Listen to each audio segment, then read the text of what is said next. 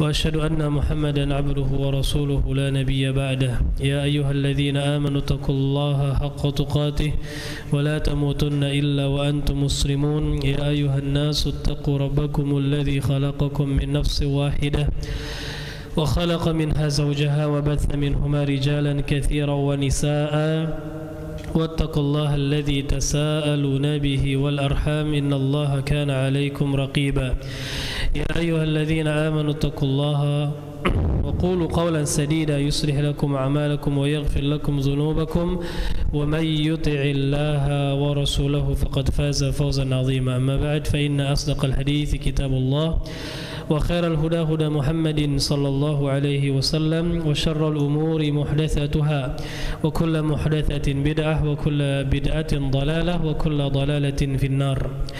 Ikhwani fillah rahimani wa rahimakumullah, bapak-bapak sekalian yang dirahmati oleh Allah Subhanahu wa taala. Alhamdulillah, pertama-tama marilah kita bersyukur kepada Allah atas segala limpahan nikmat dan karunia yang sampai saat ini masih kita rasakan nikmat Allah tersebut.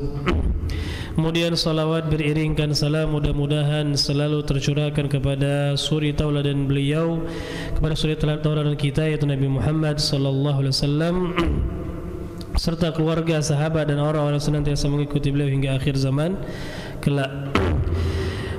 Bapak-bapak sekalian, ikhwani fillah rahimani wa rahimakumullah, kita lanjutkan insyaallah kajian rutin kita membahas kitab Ad-Durarul Bahiyah yang dikarang oleh Al-Imam Asy-Syaukani rahimahullahu taala. Pada pertemuan sebelumnya kita telah menjelaskan beberapa poin ya tentang fikih nikah. Ya, di antara tentang masalah mahar dan hal-hal yang berkaitan dengan muamalah atau muasyarah yang terlarang ya antara suami dan istri.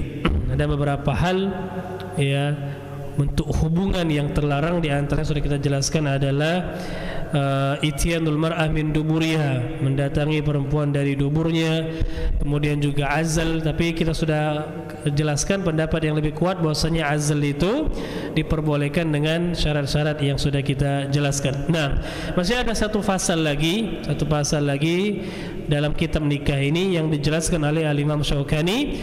Nah, setelah itu baru nanti kita akan masuk ke pembahasan baru tentang fikih talak ya. Nah, kita bacakan yang beliau tuliskan di sini. Beliau katakan faslun ya.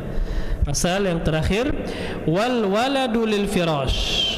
Beliau katakan wal waladu lil firash, dan anak ya, seorang anak itu nasabnya disandarkan kepada firash. Maksud firash di situ adalah suaminya yang sah. Ya, suami yang sah bagi seorang wanita.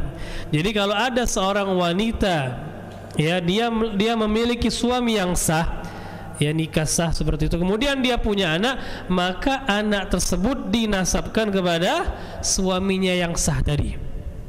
Ya. So, gimana kalau wanita ini berzina? Ya, wanita ini berzina. Ya, dan memang jelas zina misalnya. Ada bukti-bukti misalnya, meskipun ya bukti itu tidak sampai kepada bukti yang dia itu bisa dirajam misalnya, karena dalam fikih hudud dijelaskan kalau seorang berzina itu baru bisa dihukum rajam ya kalau dia sudah menikah tentunya, karena hukuman orang pezina ini dua ya dua jenis. Jenis pertama rajam, itu bagi orang yang sudah pernah menikah ya, kemudian dia berzina, maka hukumnya dirajam. Tapi kalau ada orang yang belum pernah menikah, nikah yang sah, kemudian dia berzina, maka hukumannya adalah dicambuk 100 kali. Nah, kalau ada seorang wanita sudah nikah sah, kemudian dia berzina, ya, terbukti zinanya, tapi belum terbukti, misalnya terbukti maksudnya di sini adalah dia itu jelas berzina, ya, tapi belum sampai bukti yang dia itu dirajam karena harus 4 orang saksi. Nah ini, kalau dia masalah hudud dihukum, kapan ditegakkan hukum zina kepada seorang, itu harus ada salah satu dari dua hal. Yang pertama, pengakuan dia. Ya, pengakuan dia sendiri, dia ngaku zina, maka baru boleh dihukum cambuk atau dirajam tadi. Ya. Yang kedua adalah 4 orang saksi, dan ini sulit. Dan ini sulit, ya. Wallahu alam bissawab. Baik. Nah, intinya perempuan tadi berzina, ya, kemudian dia hamil. Ya, kemudian dia hamil, lalu dia melahirkan. Maka anak tadi, ya, tetap dinasabkan kepada si suami kalau si suaminya tadi tidak mengingkari. Ya, kalau si suami tadi tidak mengingkari. Tapi kalau suaminya mengingkari, suaminya tahu istrinya berzina, waliyadzubillah, ya, dan tapi suami tadi tidak bisa membuktikan secara dalil syar'inya 4 orang saksi misalnya, perempuannya enggak mau ngaku, ya, maka gimana cara suami itu bisa mengingkari nasab tersebut? Nah, itu dalam Islam ada dibahas Pak dalam sebuah fikih namanya fikih li'an. Ya, masalah li'an, ya, itu dibahas dalam masalah fikih Islam, ya. Masalah li'an itu artinya si suami tadi mengingkari, ya, dia tidak terima, dan bisa juga si suami tadi menuduh si istrinya berzina dengan li'an tadi, ya, dengan li'an tadi. Nah, kalau istrinya mengingkari, dia mengingkari perkataan suaminya. Kalau dia mau selamat dari hukuman rajam atau rajam, ya. Nah, cuma boleh li'an ini dilakukan untuk mengingkari nasab si anak. Kalau memang si suami tadi dia yakin, ya, istri tadi berzina. Tapi kalau tidak, maka anak tadi tetap dinasabkan kepada suami yang sah. Ustaz, secara tes DNA itu bukan anaknya, tetap, ya, dinasabkan kepada suami yang sah. Meskipun secara DNA itu bukan anak dia, selama si suami tadi tidak mengingkari dengan cara li'an tadi, ya. Jadi dalam Islam untuk mengingkari nasab itu cuma satu Pak, caranya dengan cara li'an tadi, ya, dengan cara li'an. Itu pun kalau anaknya baru lahir, ya. Kalau anaknya sudah lama lahir, dia dari awal lahir dia tidak mengingkari, ya. Setelah anak itu berusia setahun baru, itu nggak boleh lagi sudah. Ya, artinya dia sudah mengiyakan kalau sudah ada jeda waktu yang panjang. Ya, wallahu alam bisawab. Ya, jadi al-waladu lil firash, anak itu dinasabkan kepada bapak sah dia, ya, artinya suami sah dari seorang wanita itu. Kemudian beliau mengatakan wala ibrata bi shibhi bi ghairi sahibihi, ya, dan tidak ada ibrah, tidak apa namanya, bukan menjadi tolak ukur bahwasanya anak tersebut mirip dengan orang lain. Ya, tadi sudah kita jelaskan secara DNA misalnya, itu bukan anak dia, itu nggak ada apa namanya hukumnya dalam Islam, nggak dianggap, nggak dianggap. Apalagi sekedar mirip, ya, lo kok anak ini nggak mirip ente, mirip tetangga ente misalnya, ya, gimana ini? Ya, tetap itu punya anak dia selama sekali lagi dia tidak mengingkari dengan cara li'an tadi, ya. Nah, ini Pak dalam hukum Islam dijelaskan dalam masalah nasab, ya, secara gamblang oleh Rasulullah SAW. Nah, dalam hadis yang sahih riwayat Abu Hurairah, Rasulullah bersabda al-waladu lil firash, walad itu dinasabkan kepada firash, yaitu bapak dia yang sah secara syar'i, artinya suami dari wanita tersebut yang suami yang sah, ya. Walil akhiril hajar, adapun orang yang berzina maka dia tidak mendapatkan apa-apa. Ya, al-hajar dalam salah satu tafsiran ulama, al-hajar itu maksudnya batu. Jadi orang yang berzina itu hanya dirajam, ya, dan dia tidak berhak untuk mengklaim itu anak saya karena saya yang sudah berzina sama istrinya, tidak bisa. Ya, wallahu a'lam. Baik. Wa idza ishtaraka thalathatun, kemudian beliau mengatakan wa idza ishtaraka thalathatun fi wata'i amatin fi tuhrin malakaha kullu wahidin minhum fihi faja'at bi waladin wadda'uhu jami'an yuqra'u bainahum. Nah, ini masih masalah nasab juga, ya. Apabila kata beliau ada 3 orang, ya, ishtaraka, ya, yang mereka ini sama-sama bersama-sama apa fi wata'i amatin, menggauli seorang budak wanita, ya. Bisa enggak, ya, hukum asalnya kalau seorang budak itu punya tuan, maka tuannya yang berhak untuk menggauli dia, ya. Jadi dalam Islam itu enggak boleh Pak seorang wanita itu bergaul dengan 2 orang laki-laki, enggak boleh.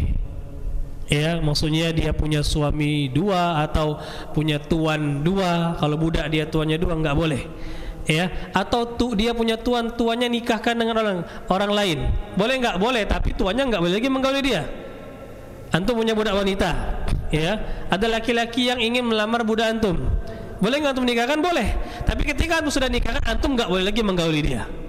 Ya, itu kaidah dalam Islam. Jadi seorang wanita nggak boleh digauli oleh dua orang laki-laki dalam waktu yang sama di dalam Islam, baik dengan pernikahan atau dengan milkul yamin, perbudakan, ya.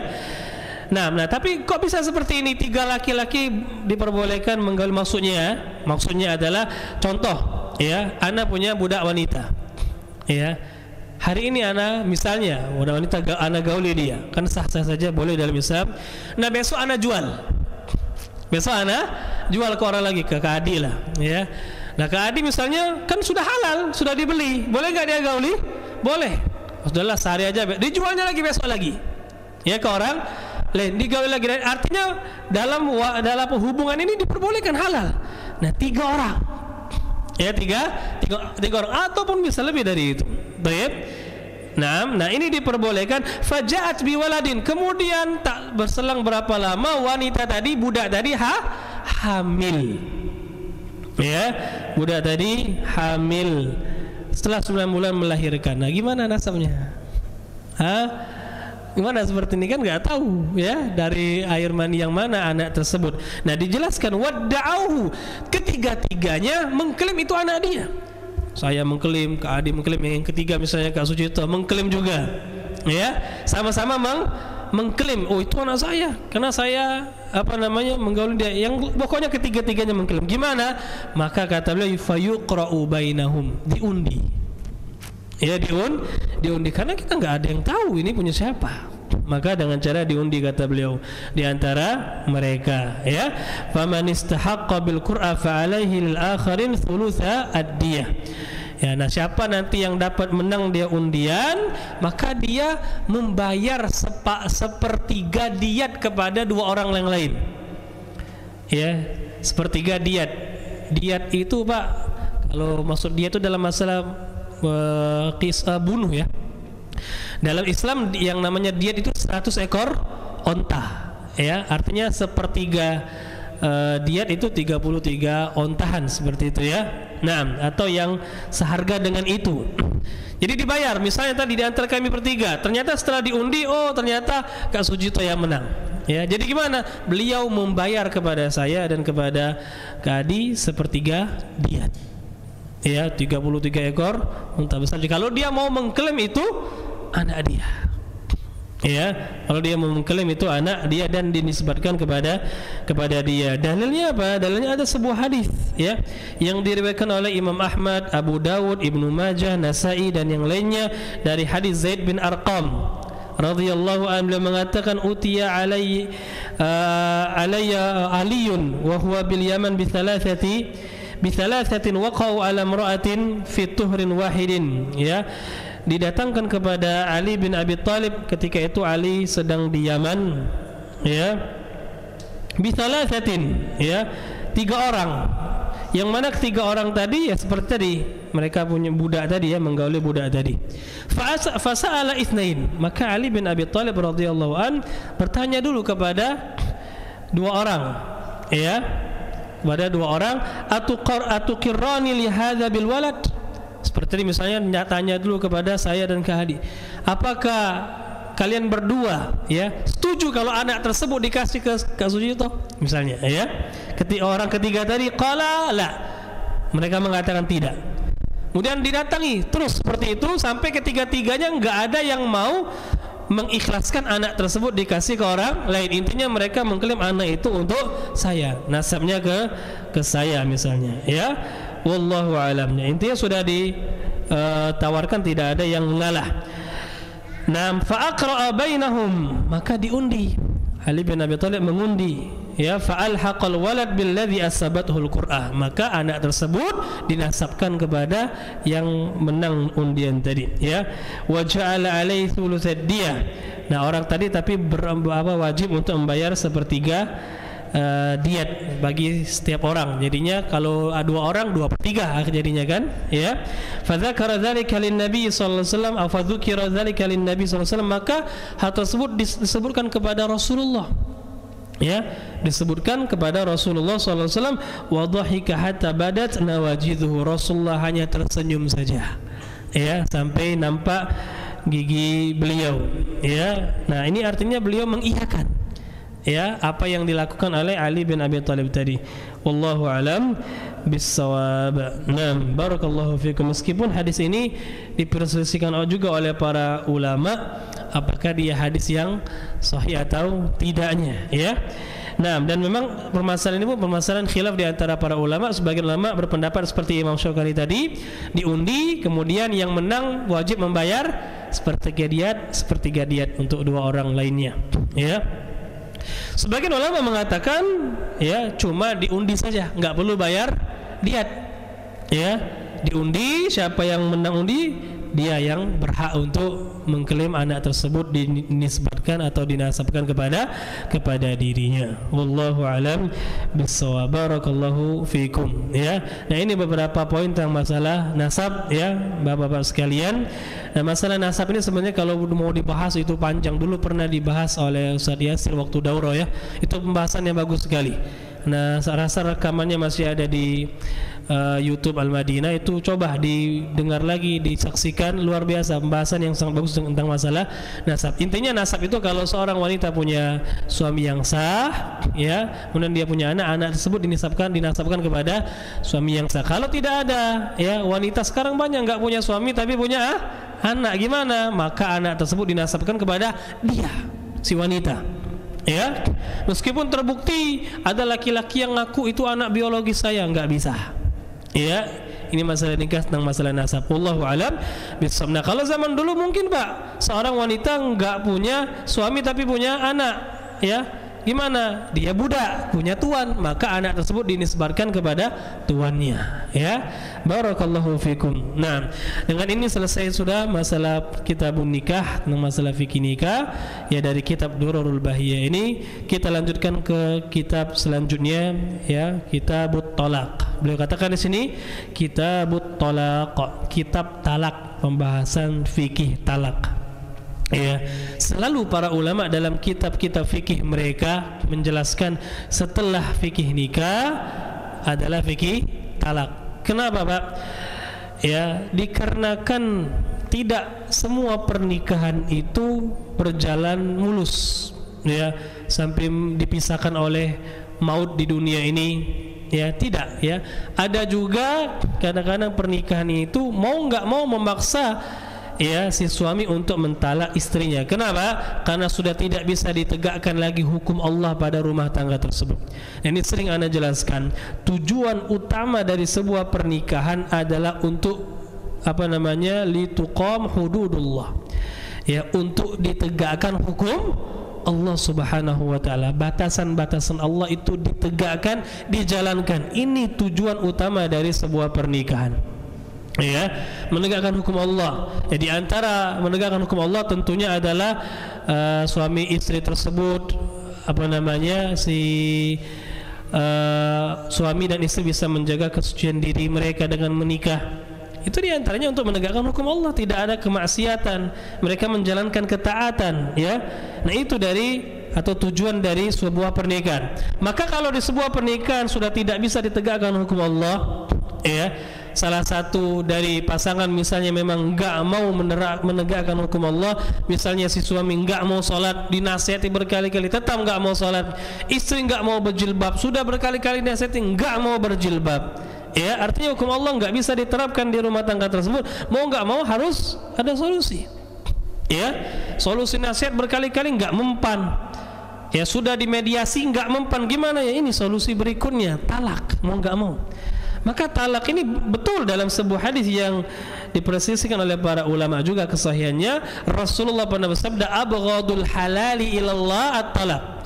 Suatu yang halal tapi paling dibenci oleh Allah adalah talak.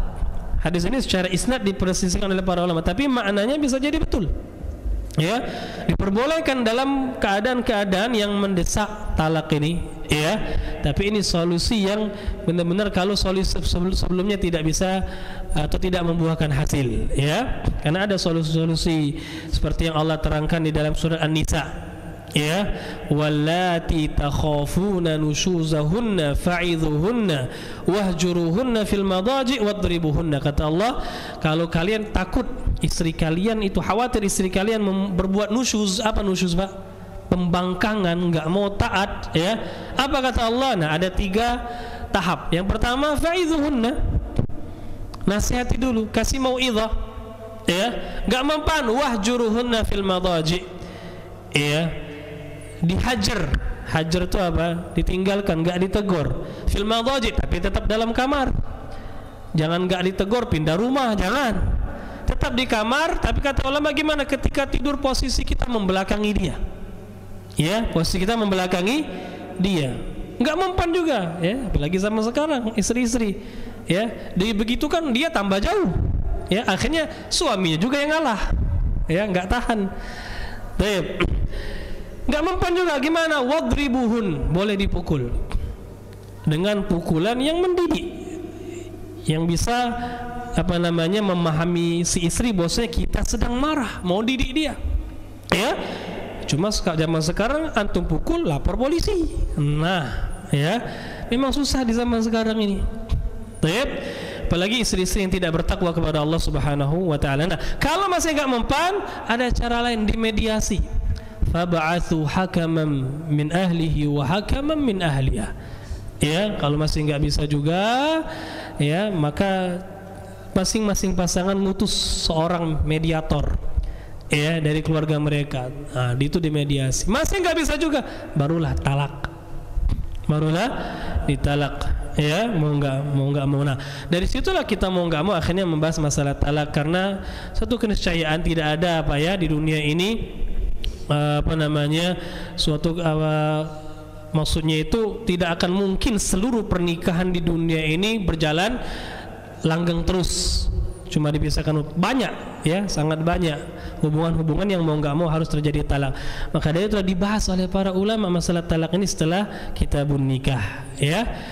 Nah, wallahu alam. Jadi penting bagi kita bersama untuk mempelajari fikih talak agar kita bisa tahu mana talak yang diperbolehkan, mana yang nggak boleh, mana talak yang sah, mana talak yang tidak sah, ya.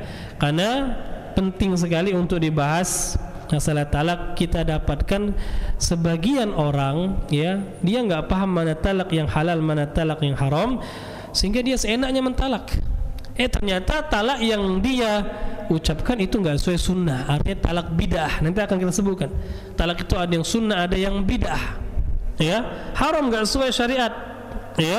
Nah, ini salah, ya. Bahkan di antara kita yang sudah ngaji itu banyak yang nggak paham tentang masalah talak yang sesuai tuntunan Rasulullah Sallallahu Alaihi Wasallam. Maka dari itulah penting kita untuk belajar fikih talak, ya, bukan juga untuk dipraktekkan di rumah sekarang, misalnya, ya, Dek, saya baru belajar fikih talak, ya, yuk kita praktekkan. Tidak seperti itu, ya. Tapi kalau ada saat-saatnya yang dibutuhkan, nah, kita tahu, oh ternyata ini, ya, talak yang benar yang diajarkan oleh Islam. Kita langsung bacakan apa yang disampaikan oleh Imam Syaukani. Beliau mengatakan huwa jaizun. Nah, poin pertama kata beliau, talak itu adalah jaiz, mubah, ya, boleh. Ini hukum asal talak, ya. Tapi dia bisa berubah, Pak. Bisa menjadi wajib, ya, bisa menjadi sunnah, bisa menjadi makruh, dan bisa menjadi haram, ya. Ada beberapa keadaan. Tapi hukum asalnya kata beliau jaizun, boleh, ya. Min mukallafin mukhtarin walau hazilan, ya. Syarat-syaratnya bagaimana? Kata beliau, tentunya harus dari orang yang sudah mukallaf, ya. Syarat sah talak itu dia muncul dari orang yang mukallaf. Mukallaf itu siapa, Pak? Baligh dan akil. Dia sudah baligh dan dia berakal, ya. Nah, ini syarat yang pertama dan kedua. Kemudian berikutnya kata mukhtarin, ya. Dia syaratnya ikhtiar. Ikhtiar itu apa? Pilihan dia sendiri, bukan dipaksa. Nah, syarat yang ketiga. Jadi talak itu sah kalau itu merupakan pilihan dirinya, bukan dipaksa. Kalau dia dipaksa, nggak sah. Contohnya ada orang nodong pistol di kepala antum, ceraikan istri antum atau saya tembak kepala antum. Iya, saya ceraikan. Sah atau tidak? Tidak sah. Kenapa? Mukroh, terpaksa. Kalau antum nggak ucapkan, antum ditembak. ya, maka nggak masalah untuk mengucapkan, tapi tidak sah. Ya, tidak sah. Ini terpaksa. Jadi harus pilihan diri dia sendiri. Ya, tapi bedakan antara pilihan ikhtiar bahasa Arabnya ya dengan niat. Nah, baik. Kalau itu sudah pilihan dia, maka sah. Ya, meskipun nggak niat, kalau lafaz talaknya sorry. Ya, jadi niat itu bukan syarat sah talak. Ya, yang syarat sah itu adalah pilihan sendiri. Ya, pilihan untuk mengucapkan lafaz tersebut. Adapun niat syarat sah talak atau bukan? Bukan. Kalau lafaznya sorry. Ya, kalau lafaznya sorry, karena talak itu ada dua, Bapak sekalian. Ya, dari segi lafaznya talak itu ada dua. Ada talak yang sorry, jelas, ya, tidak mengandung makna lain kecuali talak. Yang kedua ada talak kinayah. Ya, kinayah itu menggunakan kata-kata kiasan. Saya ulangi ya. Jadi talak itu dari segi melafazkannya ada dua dari segi lafaznya. Yang pertama talak sharih, talaqun sharihun. Ya, talak yang lafaznya sorry, jelas, tidak mengandung makna selain talak. Contohnya apa? Kamu saya talak, atau bahasa kita kamu saya cerai, itu kan nggak mengandung makna lain, itu namanya sorry, Pak. Ya, nah talak sorry ini nggak butuh niat. Ya, antum ngomong sama istri antum, Dek sini Dek, kenapa Mas? Kamu saya talak ya, jatuh Pak. Ya, saya nggak niat, jatuh, karena lafaznya sorry. Ya, kalau memang itu pilihan antum untuk melafazkannya. Sekali lagi ya, memang antum memilih untuk melafazkannya, bukan untuk niat untuk talak nggak talak, milih untuk melafazkan talak tersebut, meskipun nggak niat, jatuh talaknya. Ya, nah ada pun yang kedua tadi talak kinayah, menggunakan kata-kata kiasan yang nggak selalu mengandung makna selain talak. Contohnya, ya, antum ngomong pada istri antum, silakan baliklah ke rumah orang tuamu. Ya, silakan kamu pulang ke rumah orang tuamu. Maksudnya Pak pulang untuk apa? Ya, bisa jadi pulang untuk ditalak, bisa jadi disuruh minta makanan, ya, bisa jadi disuruh introspeksi diri, ya kan, dan seterusnya, banyak maknanya kan, mengandung makna selain talak. Seperti ini jatuh atau tidak? Tidak, kecuali dengan niat. Nah, kalau talaknya kinayah baru harus pakai niat. Ya, tapi kalau talaknya sorry, cerai, talak, itu enggak butuh niat. Allahu a'lam. Makanya beliau katakan sini walau hazilan. Ya, meskipun seorang itu bercanda, selama dia mukallaf dan memang dia memilih sendiri untuk mengucapkan kata talak, maka sah meskipun dia main-main. Ya, walau hazilan, meskipun main-main, kata beliau di sini. Dalilnya apa? Dalilnya adalah sabda Rasulullah sallallahu alaihi wasallam dalam hadis yang diriwayatkan oleh Imam Ahmad, Abu Dawud, Ibnu Majah, Tirmidzi, dan beliau hasankan dan disahihkan oleh Al-Imamul Hakim dari sahabat yang mulia Abu Hurairah radhiyallahu anhu, Rasulullah pernah bersabda, "Thalathun." Ada 3 perkara kata beliau, "Jidduhunna jiddun wa hazluhunna jiddun." Ya, yang seriusnya dianggap serius, yang main-mainnya pun dianggap serius. Main-mainnya dia dianggap serius, apalagi seriusnya, ya. Apa? Yang pertama nikah, yang kedua tolak, yang ketiga rujuk. Ya, yang pertama nikah, yang kedua talak, yang ketiga rujuk. Itu main-mainnya dianggap benar-benar, ya, serius. Jadi hati-hati, ya. Nah, dari sini harusnya seorang laki-laki itu jangan bermudah-mudahan mengucapkan kata-kata talak. Ya, jaga lisan. Suami laki-laki itu kan dia makhluk yang lebih mendahulukan logika daripada perasaan. Jadi harusnya dia bisa menahan lisannya. Ya, cuma itulah zaman sekarang banyak laki-laki yang kewanita-wanitaan. Ya, makanya dalam pepatah Arab itu dikatakan apa? Istadwaqatid dajaja wastanwaqal jamal. Ya, istadwaqatid dajaja. Ya, ayam betina sekarang sudah menjadi jantan. Ya, dan onta jantan menjadi onta betina. Maksudnya apa? Laki-laki kayak perempuan, perempuan seperti laki-laki. Ya, dalam hal ini contohnya banyak laki-laki yang seperti perempuan. Dikit-dikit wanita istrinya gini, kamu saya talak. Ya, nanti nanya, Ustaz, saya mentalak istri saya gimana? Saya dalam posisi marah. Ya, namanya mentalak pasti marah. Nggak mungkin lagi mesra-mesra, ya, lagi makan malam tiba-tiba ngomong sama istrinya, kamu saya talak ya, ya, sampai ngasih bunga, ya. Ini kan seperti ini. Kalau ada orang baik-baik tiba-tiba mentalak istrinya, kan nggak waras.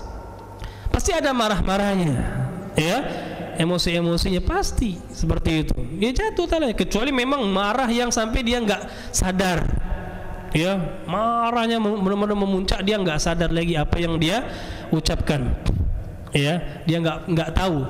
Istrinya yang mendengar misalnya, dia nggak sadar, enggak, saya nggak ngucap, saya nggak tahu. Istrinya mendengar. Nah, yang seperti ini bisa jadi, ya, dia tidak jatuh talaknya. Allahu a'lam bissawab. Maka hati-hati untuk laki-laki, untuk para suami, jangan bermudah-mudah mengucapkan kata-kata talak, ya. Kemudian mengatakan liman kanat fi tuhrin lam yamassaha fihi. Ya, jadi talak ini mubah kata beliau dengan syarat-syarat yang sudah dijelaskan tadi, meskipun orang itu main-main. Nah, tapi untuk syarat perempuannya, ya, kata beliau, kalau si wanita tadi sedang dalam keadaan suci, sedang dalam keadaan suci, ini syarat bolehnya talak. Artinya kalau si wanita dalam keadaan haid boleh ditalak atau tidak? Tidak boleh. Nah, dari sini, ya, para ulama mengatakan talak itu dibagi lagi menjadi dua, dari segi dia sesuai sunnah atau tidaknya. Kalau tadi kan dari segi lafaznya, sorry, kinayah. Dari segi dia sesuai sunnah atau tidak, talak dibagi dua lagi. Jadi banyak bagian talak, ya, lihat dari segi mananya. Ya, ada namanya talakun sunniyun, talakun bid'iyun. Talak sunnah dan talak bid'ah, dua. Talak sunnah gimana? Itu talak yang diucapkan si suami ketika istrinya dalam keadaan suci, ya, yang mana ditambahkan lagi oleh beliau lam yamassaha fihi, dalam keadaan suci. Cukup? Nggak cukup. Ada syarat keduanya apa? Dia belum menggauli istrinya pada waktu suci tersebut. Bangga, Pak? Istri itu haid, ya. Kemudian setelah seminggu, sepekan selesai, sucilah dia, ya. Nah, belum antum berhubungan suami istri di situ, ya, besoknya ditalak, sah baru. Ini namanya talak sunni, ya. Ini namanya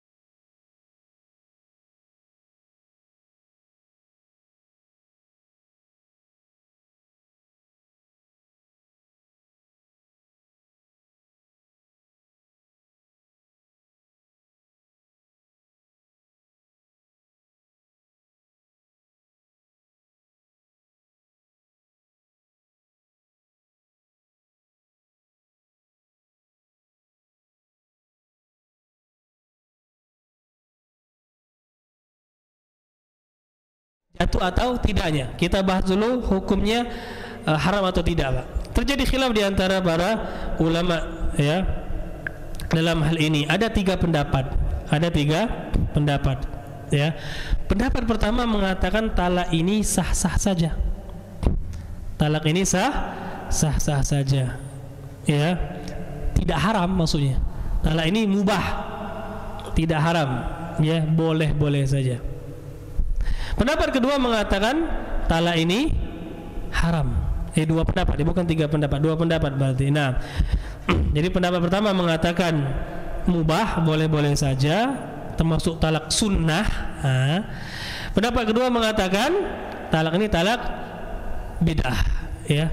Pendapat yang mengatakan ini pendapat boleh sunnah, talak sunnah, itu pendapat Imam Syafi'i dan Ibnu Hazm, ya. Boleh-boleh saja, talak tersebut bukan talak bid'ah, ya. Adapun talak, ya, pendapat yang mengatakan ini haram adalah jumhur ulama, Abu Hanifah, Malik, Imam Ahmad, ya, mereka berpendapat talak ini haram. Allahu a'lam. Pendapat yang lebih kuat adalah pendapat kedua. Talak ini adalah talak yang haram.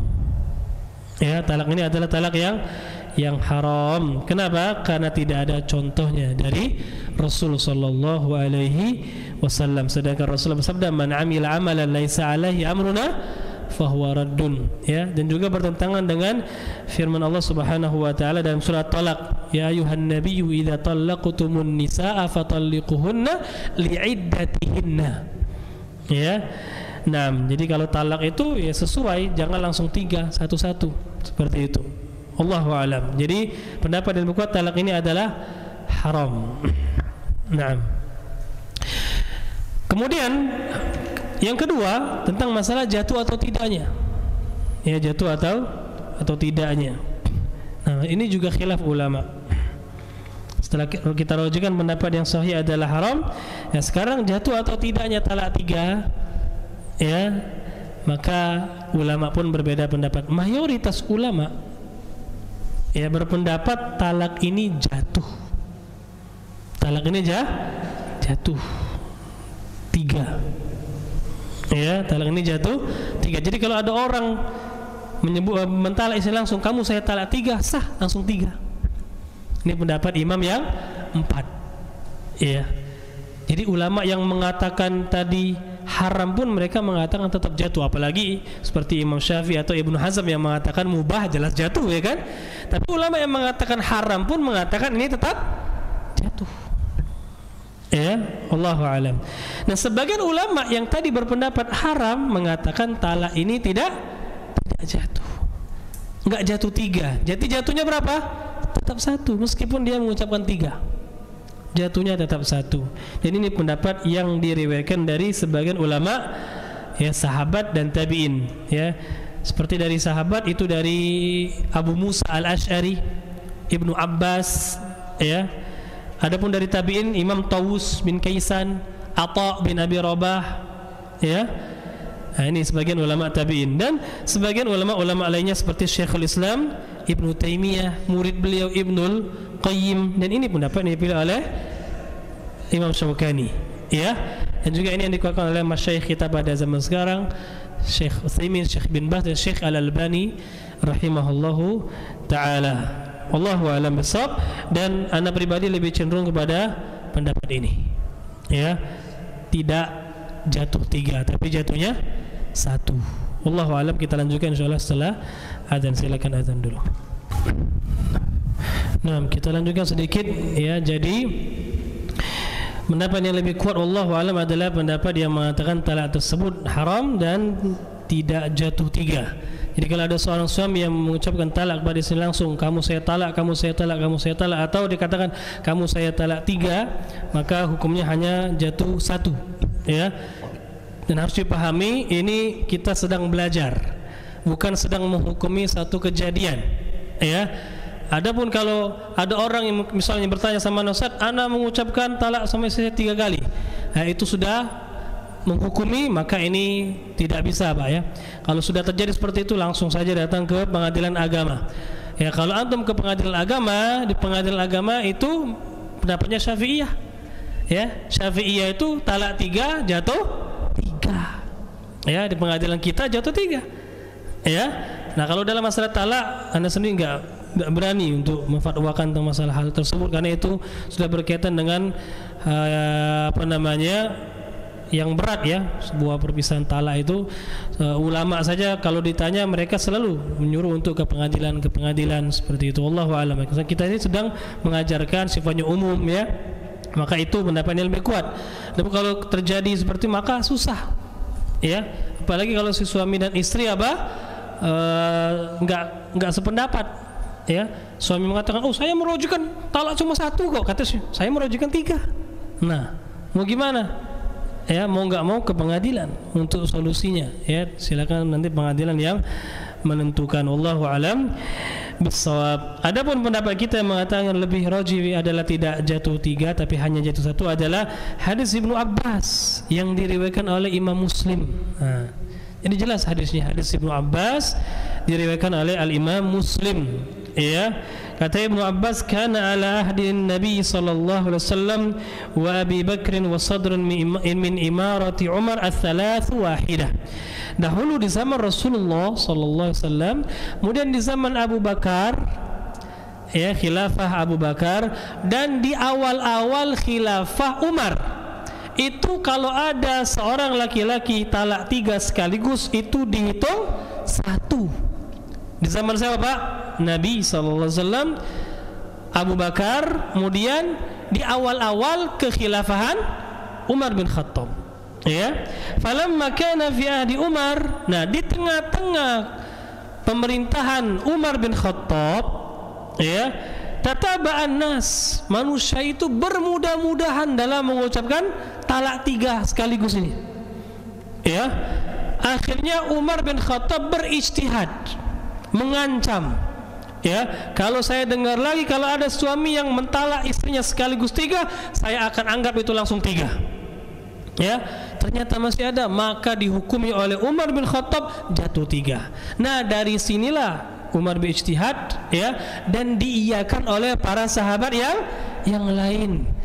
Ya, diiyakan oleh sahabat yang lain. Akhirnya mayoritas kaum muslimin mengikuti pendapat ini, bahkan sampai sekarang jumhur, ya, mengikuti pendapat ini. Ya, mengikuti pendapat ini. Ya, maka ya mungkin dari sini kita agak iskal, ya, ada yang aneh. Kok bisa Zat? Ya, berarti Umar fatwanya berbeda dengan hadis sunnah Rasul sallallahu alaihi wasallam. Dan kok bisa malah pendapat ini yang diikuti oleh kebanyakan kaum muslimin? Maka kita katakan pertama, ya, itu tidak bertentangan dengan hukum Rasul sallallahu alaihi wasallam. Kenapa? Karena Umar bin Khattab menghukumi itu min babis siyasah syar'iyyah. Itu termasuk strategi politik beliau untuk mengatur negara pada waktu itu. Ya, yang mana di sini disebutkan oleh para ulama min babit ta'zir, dianggap sebagai bentuk ta'zir. Ta'zir itu apa? Hukuman. Ya, hukuman yang tidak ada batasannya secara syar'i, itu namanya ta'zir, Pak. Ya, orang maling sendal, itu secara syar'i apa hukumannya? Enggak ada. Ya, sendal itu enggak sampai nisab potong tangan. Potong tangan itu kalau 1/4 dinar. Ya, 1/4 dinar. Maling baru dipotong tangannya. 1 dinar berapa gram? 4 gram lebih. Ya, artinya 1 gram. 1 gram emas sekarang berapa? 800-900 ribuan. Nah, kalau orang mencuri senilai itu baru dipotong tangan. Kalau dia cuma maling sendal, enggak ada hukuman. Ya, secara syar'i nggak ada aturan. Jadi gimana? Boleh ta'zir itu apa? Dihukum, dikasih efek jerah, terserah kepada ijtihad hakim. Boleh dipenjara, ya, boleh dipukul, ya, dan hal-hal yang lainnya. Wallahu a'lam bishawab. Termasuk juga ini, ya, laki-laki bermudah-mudahan melakukan talak 3 kepada istri sekaligus dalam satu waktu, dalam satu tempat. Ya, ada nggak hukumannya secara syariat? Nggak ada.